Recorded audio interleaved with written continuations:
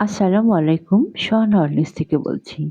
আমার আজকের টপিক বেশি চা খেলে কি সমস্যা হতে পারে। চা আমাদের দৈনন্দিন জীবনের একটি পরিচিত পানীয়। ক্লান্তি দূর করা থেকে শুরু করে আড্ডার সঙ্গী সবখানে চা। কিন্তু অতিরিক্ত চা পান করলে শরীরের উপর নীরবে কিছু ক্ষতিকর প্রভাব বাড়তে পারে, যা আমরা অনেক সময় বুঝতেই পারি না। যেমন বেশি চা খেলে গ্যাস ও অ্যাসিডিটি বৃদ্ধি পায়।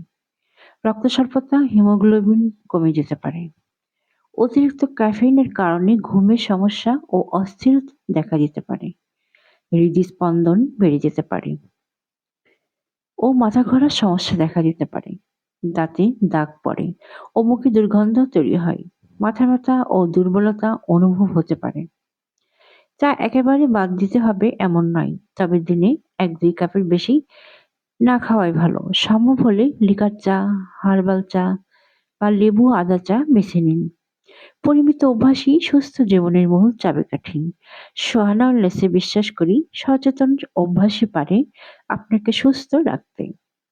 প্রতিদিনের স্বাস্থ্য ও পুষ্টি বিষয়ক সহজ টিপস পেতে আমাদের সাথেই থাকুন। Thanks for watching.